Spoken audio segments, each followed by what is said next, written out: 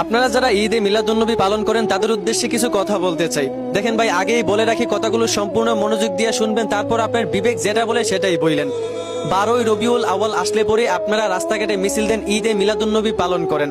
আপনাদের উদ্দেশ্য 12ই রবিউল আউয়াল আমাদের নবীজির জন্ম তারিখ, তাই আপনারা আনন্দ পালন করেন। এখন আপনাদের কাছে আমার একটা প্রশ্ন, আমাদের রাসূল যেই তারিখ জন্মগ্রহণ করেছিলেন আবার সেই তারিখ তো মৃত্যুবরণও করেছিলেন, মানে 12ই রবিউল আউয়ালে আমাদের নবী পৃথিবীতে এসেছিলেন, আবার 12ই রবিউল আউয়ালে আমাদের প্রিয় নবী দুনিয়া থেকে বিদায় হয়েছিলেন। তো 12ই রবিউল আউয়াল আসলে পরে যদি আপনি নবীজির জন্মদিনের কথা ভেবে আনন্দ করতে পারেন, তো এই তারিখে তো আমাদের রাসূল পৃথিবী থেকে বিদায়ও হয়েছিলেন। এই কথা ভেবে কি আপনার কষ্ট লাগে না? জন্মদিনের কথা ভেবে আপনার আনন্দ হয়, অথচ উনি যে দুনিয়া থেকে এই তারিখে চলে গেছিলেন এইটা ভেবে কষ্ট লাগে না যে আমাদের প্রিয় কলিজার টুকরা রাসূল এই তারিখে দুনিয়া থেকে চলে গেছিলেন? আরে ভাই, আপনি যদি আপনার খুব প্রিয় একটা জিনিস আপনার কাছে পান, তাহলে আপনি যেইটুকু আনন্দ হবেন তার চাইতে বেশি কষ্ট পাবেন যদি সেই জিনিসটা আবার আপনার কাছ থেকে চলে যায়। তাহলে আপনারা এই তারিখে কষ্ট না পেয়ে আনন্দ করেন কেমনে? আপনারা কি সাহাবীদের চাইতে বেশি আশিকে রাসূল হয়ে গেছেন?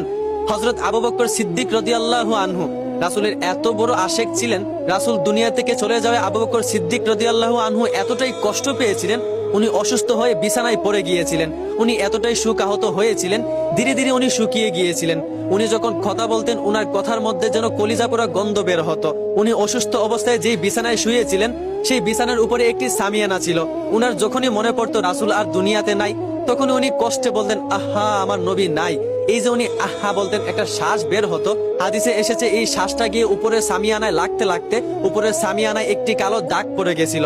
রাসূল বিদায় হওয়ার পর আবু বকর সিদ্দিক রাদিয়াল্লাহু আনহু 2 বছর 3 মাস 11 দিন বেঁচে ছিলেন। কোনোদিন রাস্তাঘাটে মিছিল দেননি, ঈদে মিলাদুন্নবী পালন করেননি, আনন্দ করেননি, বরং যখনই উনার রাসূলের কথা মনে পড়তো উনি কান্না করতেন। রাসূলের কলিজার টুকরা মেয়ে ফাতেমা রাদিয়াল্লাহু আনহা, রাসূলের মৃত্যুর পর উনি কষ্ট পেয়ে এতটাই অসুস্থ হয়ে পড়েছিলেন, 4 মাস বিছানা থেকে উঠতে পারেননি, শুধু রাসূলের কথা মনে পড়ে কান্না করেছিলেন। ইতিহাস ঘাটলেই দেখা যায় যারা আশেকে রাসূল ছিল সাহাবীরা, তারা শুধু রাসূলের কথা মনে করে কান্না করেছে। কেউ রাস্তাঘাটে মিছিল দেয়নি, ঈদে মিলাদুন্নবী পালন করেনি, আনন্দ করেনি। অথচ আমাদের বাংলাদেশের মানুষেরা তারা এতটাই আশেকে রাসূল হয়ে গেছে, তারা 12ই রবিউল আউয়াল আসলে পরে তারা নবীজির জন্ম তারিখ এই কথা ভেবে আনন্দ করে, অথচ রাসূল যে এই তারিখে আবার দুনিয়া থেকে বিদায় হয়ে গেছেন এই বিদায়ের কষ্টটা তাদের ভিতরে কাজ করে না। আচ্ছা ধরেন ভাই, আপনার একটা ছেলে জানুয়ারি মাসের 1 তারিখ শুক্রবারে জন্ম নিল, ছেলেটা আপনার কাছে খুব প্রিয়। তো পরের বছর যখন আবারও জানুয়ারি মাসের 1 তারিখ শুক্রবার আসবে, ওই তারিখ আপনার ছেলের জন্মদিন, আপনি অবশ্যই আনন্দ করবেন, জন্মদিন পালন করবেন। কিন্তু ধরেন আবারও যদি জানুয়ারি মাসের 1 তারিখ শুক্রবারে আপনার ছেলেটা দুনিয়া ছেড়ে চলে যায়, তার পরের বছর আবার যখন জানুয়ারি মাসের 1 তারিখ শুক্রবার আসবে, আপনি কি তখন ওই তারিখে আপনার ছেলের জন্মদিন পালন করবেন, নাকি আপনি শোকাহত হবেন? কারণ এই তারিখে যেমন আপনার ছেলে জন্ম হয়েছিল, আবার এই তারিখে